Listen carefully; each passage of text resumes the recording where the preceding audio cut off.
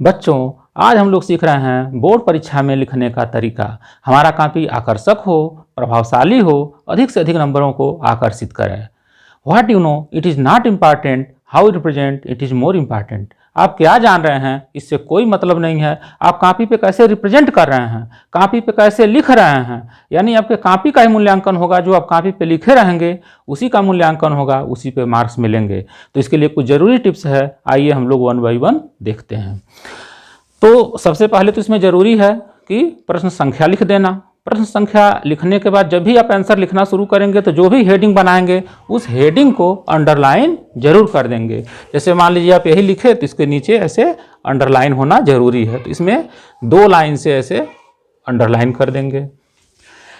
हमारा राइटिंग भी सुंदर होना चाहिए। अगर राइटिंग में मान लीजिए थोड़ी बहुत गड़बड़ी है, लेकिन ऐसा ना हो कि जैसे उसको पढ़ ही ना पाए, तो इसके लिए क्या होना है कि शब्दों के बीच में थोड़ा सा स्पेस दे दें, थोड़ा सा जगह दे दें, तो वो आसानी से पढ़ने में जाएगा, एग्जामिनर आसानी से पढ़ लेगा। तो शब्दों के बीच में थोड़ा सा स्पेस होना बहुत ज़रूरी है।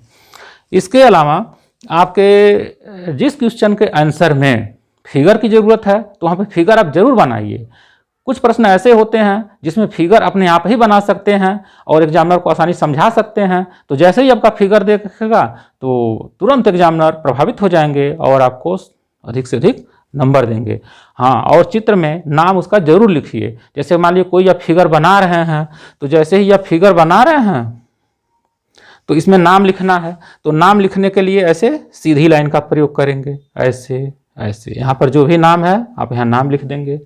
कुछ लोग क्या करते हैं, मान लीजिए यहाँ नाम लिखना है तो इसका यहाँ कर देंगे, इसका यहाँ, इसका यहाँ। तो ऐसे जो है ये तीर कट नहीं होना चाहिए, एकदम सीधा सीधा होना चाहिए। इसके अलावा देखिए आप इम्पॉर्टेंट लाइन को अंडरलाइन कर देंगे। जो आपको लगा कि हमारे कॉपी में बहुत इंपॉर्टेंट है, एग्जामिनर को इसको पढ़ाना है, दिखाना है, आकर्षित करना है, तो उस लाइन को आप अंडरलाइन कर देंगे। जैसे कि मान लीजिए ऐसे जो भी वाक्य लिखे हुए हैं उसके नीचे अंडरलाइन कर देंगे, जिससे उसको पहले पढ़ेगा। इसके अलावा लिखने के दौरान कुछ टॉपिक मैटर ऐसे होते हैं जो थोड़े से अलग होते हैं, तो उनके लिए पैराग्राफ चेंज कर देना चाहिए। यानी लिखते लिखते जब अगली लाइन आवे तो उसमें जो है अगले वाले लाइन से लिख देना चाहिए। जैसे कि मान लीजिए आप ऐसे लिख रहे हैं तो पूरा लाइन लिखे, यहाँ ख़त्म हुआ तो थोड़ा सा लाइन छोड़ करके आप यहाँ से लिखना शुरू कर देंगे। हाँ, एक चीज़ और कि जब भी आप प्रश्न का आंसर लिखें तो मान लीजिए पहला प्रश्न आपका खत्म हो गया, तो जैसे ही खत्म हो तो उसके नीचे आप ऐसे लाइन खींच देंगे ताकि यह प्रश्न अलग हो जाए, उसके बाद जो है अगला लिखा है अलग हो जाए, और थोड़ा सा जगह इसमें छोड़े रहेंगे कि एग्जामिनर आपको नंबर दे। गलत अगर कहीं हो जा रहा है तो उसको आप एक लाइन से काटें। जैसे कि मान लीजिए आप कहीं लिख रहे हैं ऐसे, और आप ऐसे लिखते लिखते इस पर कहीं मात्रा लग गया, कहीं इस पर लग गया, ऐसे तो ये गलत हो गया। तो उस दौरान ये मानवीय त्रुटि है, तो उस दौरान ये ऐसे आप एक लाइन से काटेंगे। कुछ लोग क्या करते हैं, काटने के दौरान ऐसे ऐसे काट देते हैं, ये गलत तरीका है। आप इसको एक लाइन से काट करके यहाँ बगल में लिख दें। हाँ, एक चीज़ और है, बोर्ड परीक्षा में जब भी आप लिखें तो आप एकदम नया पेन बिल्कुल ना ले जाएं, क्योंकि नए पेन की स्याही जो है बहुत बढ़िया से नहीं चलेगी। और आप थोड़ा सा उसको ले करके 1-2 पेज लिख लीजिए, जिससे आपके हाथ में सेट हो जाए, और तो उससे आप और आसानी से लिख लेंगे। अगर कहीं परिभाषा पूछ रहा हो, डेफिनीशन पूछ रहा हो, तो उसके साथ साथ आपको एग्जाम्पल देना, उदाहरण देना बहुत ही ज़रूरी है। क्योंकि जब आप एग्जाम्पल परिभाषा के साथ देंगे तो ये लगेगा कि हमने मतलब अच्छी तरह से समझा दिए। तो परिभाषा जो है बिना एग्जाम्पल के अच्छा नहीं माना जाएगा। इसके अलावा कोई प्रश्न आप न छोड़ें। जैसे आप जितना कॉपी में लिखा रहेंगे, जितने तक लिखे रहेंगे उतने ही का मूल्यांकन होना है। तो कोई प्रश्न आपको नहीं छोड़ना है, आप एक कॉन्सेप्ट बना करके और उसको लिखना चालू कर दें, तो जो भी लिखे रहेंगे उस पर कुछ ना कुछ मिलेगा। जैसे मान लीजिए 5 नंबर का है, 5 नंबर नहीं मिला तो 3 नंबर मिल जाएगा, 2 नंबर कुछ ना कुछ तो मिलना है। तो इसलिए प्रश्न न छोड़िए, आप जो भी पढ़े हैं उसके कॉन्सेप्ट को क्लियर करिए, समझिए और लिख दीजिए।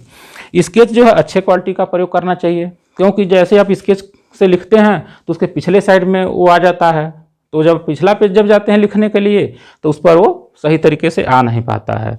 तो अच्छे क्वालिटी का स्केच करना चाहिए। इसके अलावा प्रश्न पत्र को कम से कम 2 बार तो जरूर ही पढ़ लीजिए। प्रश्न पत्र जब अच्छी तरह से पढ़े रहेंगे, क्वेश्चन को अच्छे तरीके से समझे रहेंगे, तभी उसको आप आंसर बढ़िया तरीके से दे पाएंगे। इसके अलावा रफ कार्य कहीं भी हो तो रफ कार्य कॉपी के दाहिने साइड में करिए और रफ कार्य करने के बाद उस पर ऐसे घेर दीजिए और ऐसे कट कर दीजिए, क्रॉस मार्क कर दीजिए और ऊपर लिख दीजिए रफ कार्य। ठीक।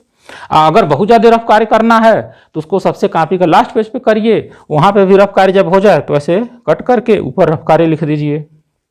हाँ, जैसे मैथ है आपका तो उसमें बहुत ज़्यादा आपको रफ की आवश्यकता होती है। कोई भी कैलकुलेशन है, कोई भी क्वेश्चन सॉल्व करना है तो बिना रफ किए, बिना कैलकुलेशन किए आप उसको लिख नहीं सकते हैं। तो उस दौरान आपका रफ कार्य भी देखा जाता है कि यह कहाँ से यह करके यह लिखे हैं। बिना किए तो आप उसको लिख नहीं सकते हैं। तो वो रफ कार्य भी जो है एक तरह से मूल्यांकन हो जाता है। नहीं तो ये माना जाता है कहीं से छाप लिए, कैसे डायरेक्ट यह लिख लिए, इस तरह का भी प्रश्न एक आ जाता है। इसके अलावा प्रश्न समय से उसको आप बांट करके अपने प्रश्न पत्र को पूरा करिए और इस तरह से बांटिए कि कम से कम हमारा पेपर जो है 15 मिनट पहले समाप्त हो जाए। और जब 15 मिनट पहले समाप्त हो जाएगा तो आप पूरे उस कॉपी को आसानी से दोहरा लेंगे और दोहरा लेने के बाद आपको कुछ कमी रहेगा तो आप उसको सही कर लेंगे। तो ये आपके लिए मैंने कुछ ज़रूरी टिप्स बनाया। हमारे आप चैनल को सब्सक्राइब कर लीजिए। Best of luck for your board exam.